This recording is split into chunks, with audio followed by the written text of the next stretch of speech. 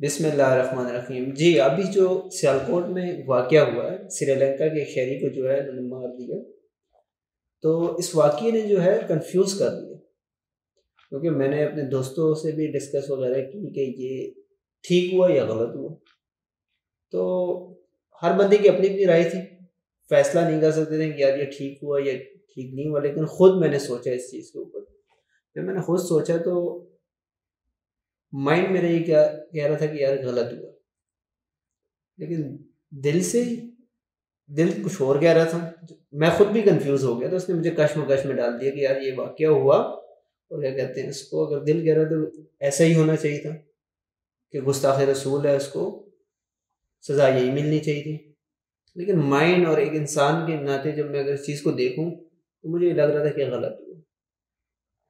तो कन्फ्यूज़न काफ़ी डाल की, जिस तरह दोस्तों से भी डिस्कस की, कोई कुछ कह रहा है, कुछ कह रहा है, और मीडिया में भी आप देख रहे हैं तरह तरह की बातें हो रही हैं। तो आप क्या कहते हैं इसके बारे में?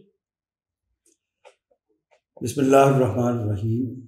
ये इस वक्त का बहुत अहम मौजू है, और आपने मेरा ख्याल है कि जिस तरह इसको बयान किया है, ये बिल्कुल यूँ लगता है कि जैसे जो एक आम आदमी है या जो एक नौजवान है हमारी सोसाइटी का, माशरे का, तो उसके नुक्ता नज़र की बिल्कुल ठीक अक्कासी कर दी है आपने। जी, यानी यूँ महसूस होता है कि जो आपकी बात मैं समझा हूँ, और बिल्कुल ठीक आप बयान कर रहे हैं कि जब आप एक इंसान की हैसियत से, इंसानियत के नाते से इस मसले को देखते हैं तो आपके जहन में सवालात पैदा हो जाते हैं, आपको ये बात ठीक नहीं लगती।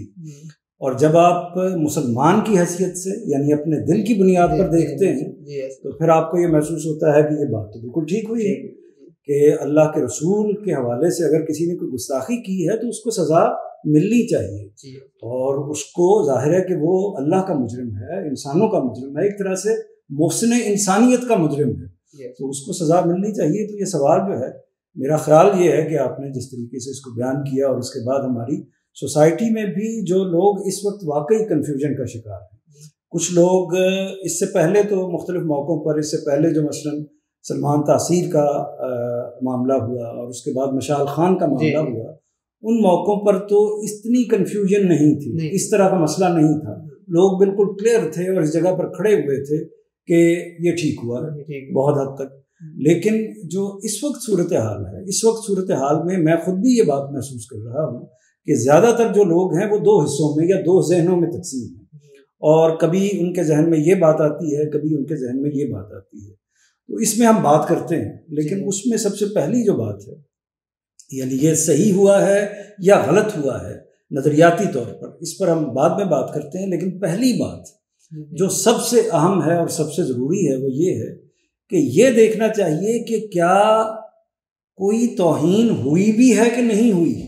यानी ये तो अगला मरहला है, ये तो अगली बात है कि अगर किसी ने तौहीन की है, सचमुच की है, फिल वाक़े की है, हकीकत में की है तौहीन, तो उस पर हमारा रद्द-ए-अमल क्या होना चाहिए, ये तो एक बाद की बात है। लेकिन पहले ये सवाल पैदा होता है, और हर मुसलमान के दिल में पैदा होना चाहिए, हर इंसान के दिल में पैदा होना चाहिए ये सवाल कि पहले मालूम कर लिया जाए कि वाक़अतन उसने तौहीन की है या नहीं की। इस बात को ऐसे समझिए कि मिसाल के तौर पर आप देखिए कि हम अखबार पढ़ते हैं हर रोज़, और किताबें पढ़ते हैं, अखबार पढ़ते हैं। क्या अखबारों के अंदर कुरान मजीद की आयतें मौजूद होती हैं? जी, होती हैं।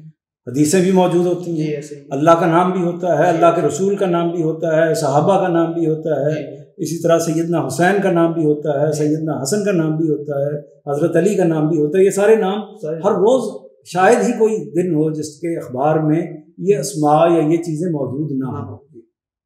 लेकिन हम उन अखबारों का मामला क्या करते हैं? उन अखबारों को बातों का जला देते हैं, बातों का रद्दी में फेंक देते हैं, या हम रोटियां लेते हैं तो उसमें रोटियां देते हैं। बिल्कुल सही है कि रोटियों में लपेटने के लिए उसको इस्तेमाल किया जाता है और बाद में उसी तरह उसको फेंक दिया जाता है। कहाँ फेंका जाता है? डस्टबिन में फेंका जाता है, कूड़े में फेंका जाता है।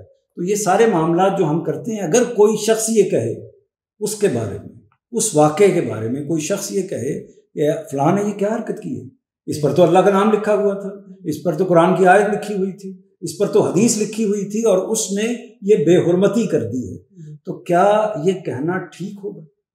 इसका जवाब दीजिए। जी वो ठीक कह रहा है ऐसे कि तो ये गलत होगा ना वो, क्योंकि वो यही कहेगा, क्योंकि हर इंसान, शायद ही कोई जो इस वक्त दहशतगर्दी का उन्वान कायम कर रहे हैं वो भी, और जो इस वक्त इसको एक सही वाक़या कह रहे हैं वो भी हर रोज़ अखबार इस्तेमाल करते हैं और अखबार का ये इस्तेमाल आम है। अच्छा, इसी तरह मज़ीद देखिए, एक और मिसाल मैं आपके सामने रखता हूँ। मिसाल ये है कि एक अनपढ़ शख्स है, देहाती है, और उसको ना अरबी आती है, ना उर्दू आती है, ना अंग्रेज़ी आती है। बेशुमार लोग हैं ना हमारी सोसाइटी में इस तरह के। अच्छा, उसने कोई चीज़ लिखी, उसको ये नहीं पता, मसलन अरबी लिखी हुई हो, कई दफ़ा इस तरह के लतीफ़े हुए हैं कि अरबी लिखी हुई हो, लोग समझते हैं कि कुरान मजीद लिखा हुआ है, हालांकि अरबी में कोई ख़बरें लिखी होती हैं, कोई और बात लिखी होती है। तो अरबी लिखी हुई हो या उर्दू लिखी हुई हो, अगर वो उसको पढ़ना नहीं आता तो उसको तो कोई पता नहीं कि इसके ऊपर क्या लिखा हुआ है। तो वो अगर उसको कहीं फेंक दे या कहीं उसके साथ कोई ऐसा अमल उससे सादर हो जाए जो तो उसको तो किसी चीज़ का मालूम ही नहीं है, हो सकता है उसके ऊपर कोई हदीस लिखी है, कोई आयत लिखी है, इसी तरह कोई अल्लाह रसूल का नाम लिखा हुआ है, तो उसके अमल को हम क्या कहेंगे? क्या ये कहेंगे कि उसने तौहीन की है? नहीं कहेंगे ना।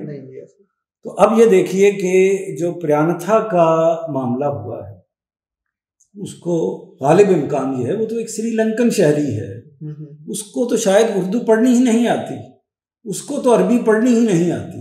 तो पहले तो ये देखना चाहिए कि जो कुछ उसको तो पता ही नहीं है कि उसके ऊपर किसका नाम लिखा गया है, किसका नाम नहीं लिखा गया, वो क्या कर रहा है। यानी जब उसको ये तो अगला मसला पैदा होगा, अगली सिचुएशन पैदा होगी, ये सवाल उस वक्त पैदा होगा कि जब ये पता हो उस बंदे को, उस इंसान को ये पता हो कि ये जो वो काम कर रहा है ये अल्लाह और अल्लाह के रसूल की तौहीन है और अल्लाह और उसके रसूल के शान में गुस्ताखी है।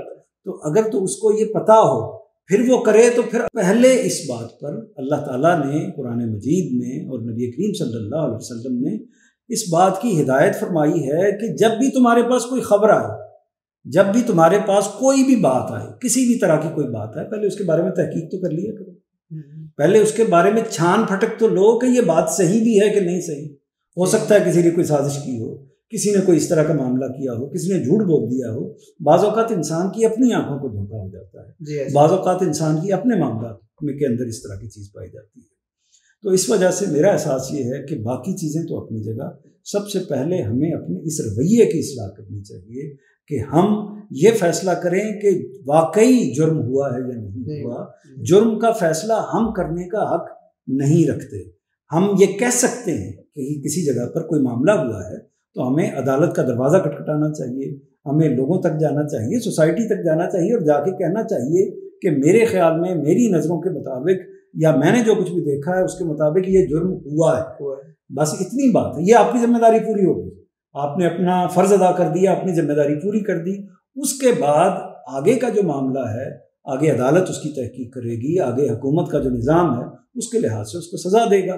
तो इससे ज़्यादा हमें आगे नहीं बढ़ना चाहिए। जो आगे बढ़ेगा वो हमारे कानून के अंदर जो मामलात हैं उसकी भी खिलाफ वर्जी करेगा, इसी तरह दीन के अंदर जो मामलात हैं उसकी भी खिलाफ वर्जी करेगा, जो इंसानी अक़दार हैं, अखलाकी अक़दार हैं, वो उनकी भी खिलाफ वर्जी करेगा। जी।